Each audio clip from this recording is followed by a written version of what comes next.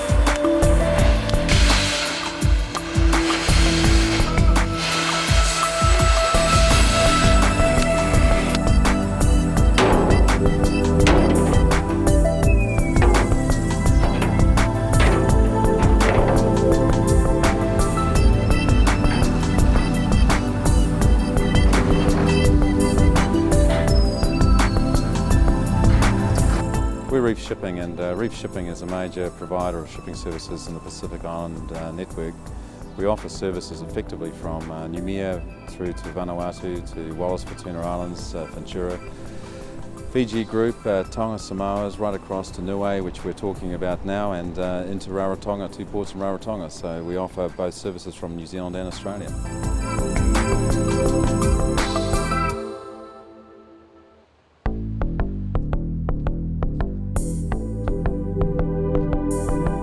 We're asked by the organisation to participate and see how we could move scrap off the island.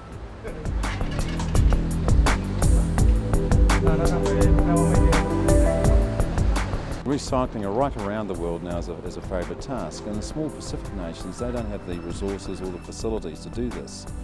And part of the Pacific is trying to keep it clean. It's a treasure really, and so we saw an opportunity of getting involved in the program to pilot it and see if it's possible to actually clean up some of the scrap that's been here for years.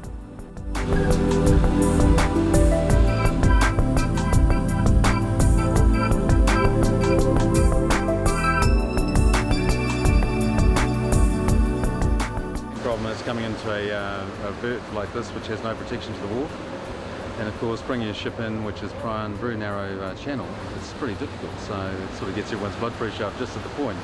Luckily today it's a nice fine day, so it swells down, it's just a matter of just positioning. It's the first time that the Southern Tiari's been here.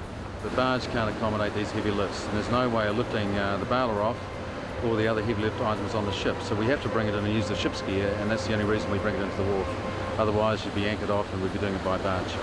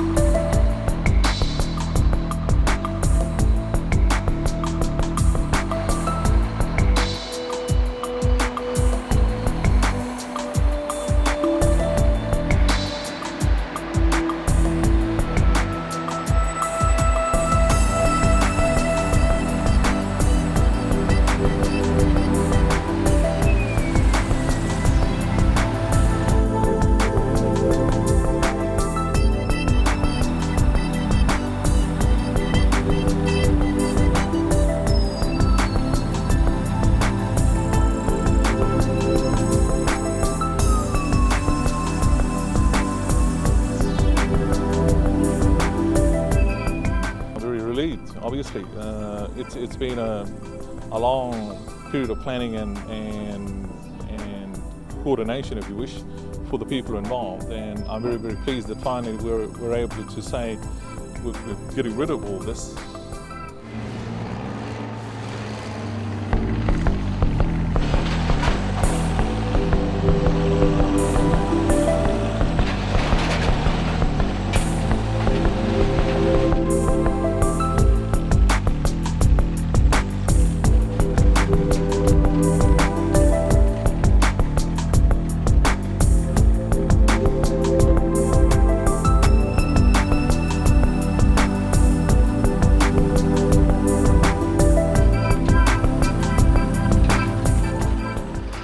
The only problems we had now are, one, the machine has been broken down. One is forklift, just broken down with tire problems. And we have another machine, the backhoe. It's got hydraulic leaking. And I think it's a major problem with that one too, because the operator of the machine was saying that there's something wrong with it, some major one he was saying. So that's under investigation now. And but the gas, the metals are rusty and that if it goes too close for cutting, then it ruins the tip of it. So those are the problems, the gas problems, tire problems, leaking problems, and that's about it.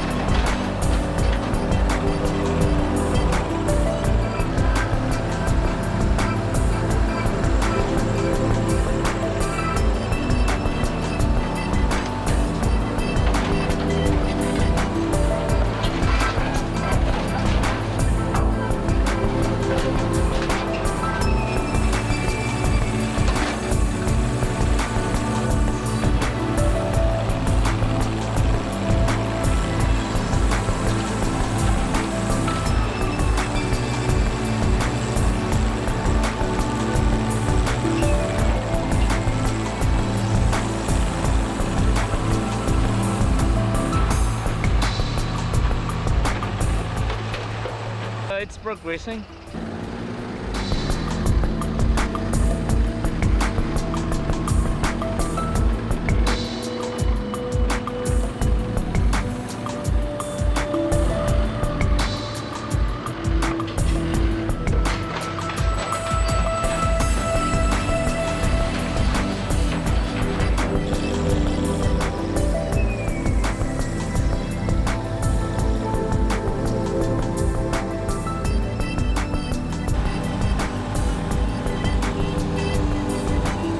Getting everyone aware of the urgency of moving quickly, getting the baler on board, getting logistics on land, which the organisation has been very much active with the government, because we can't have our ship hanging around forever waiting for the product to be baled up and shipped back to Auckland. It's got to be done quickly, because every day the ship sits here is costing money. So it's a logistics exercise of coordinating all facets of people, subcontractors, to make sure the job is done as quick as possible.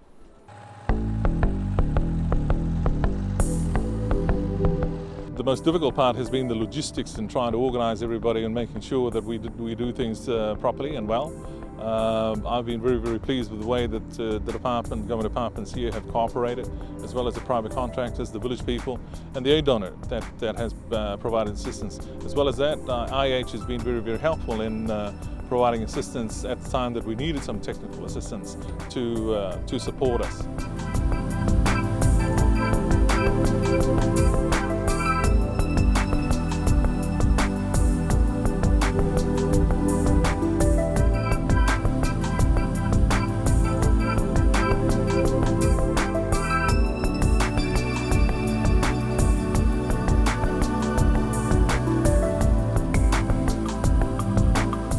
Well, the reason we are washing all the scrap metal is for quarantine requirements in New Zealand. All the dirt, the grass, all the debris that is on it has to come off first before it is allowed into New Zealand.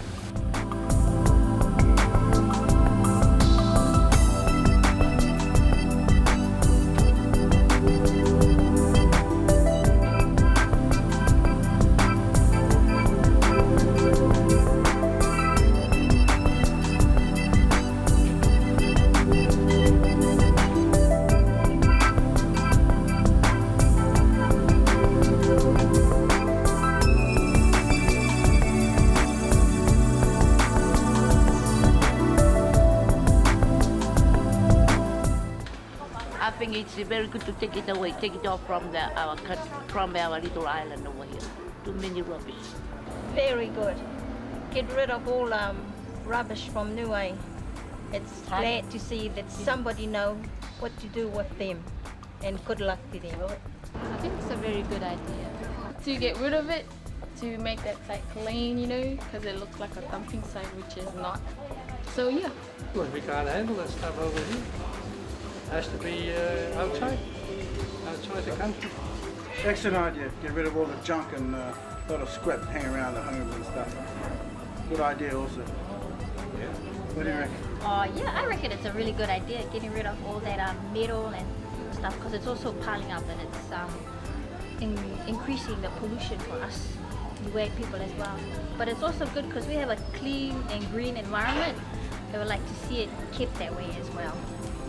Scrap metal? Yeah. I think it's good because that's one good way of getting rid of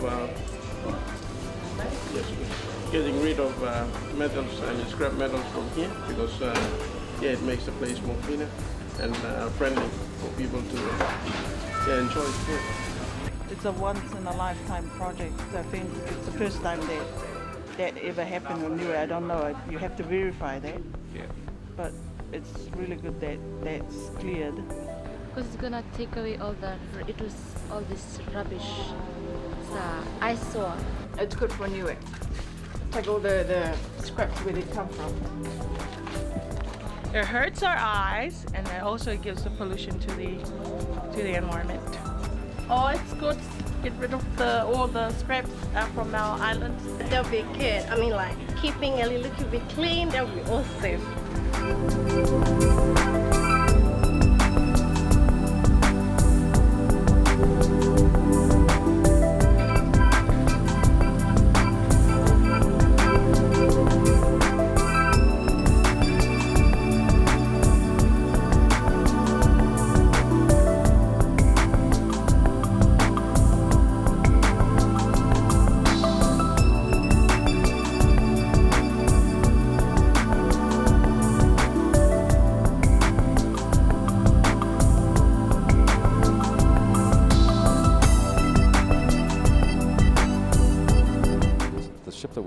Normally runs between New Zealand and an island group called the Chatham Islands, which is about 800 kilometres off the New Zealand coast. It's a shallow draft ship, and it's a small ship, and so therefore we looked at saying, well, if we could get other equipment on the ship, then the baler could be brought up at virtually zero cost, and therefore normally the ship would go back empty. We can bring the scrap back. The IH partnership has been, was first started off in Funafuri with shopping bags, getting rid of plastic bags. We played a very, very small part in that, but I guess that introduced us to the organisation. This has certainly been a much bigger involvement with them, and I mean, what I like about it is they're totally committed to the cause and totally committed to cleaning up the Pacific. And if that's what their strategy is long term, then we're right behind it. very, very pleased with the way that IH has provided assistance to us for this project, and we're looking forward to cooperating with them with further projects on waste management into the future.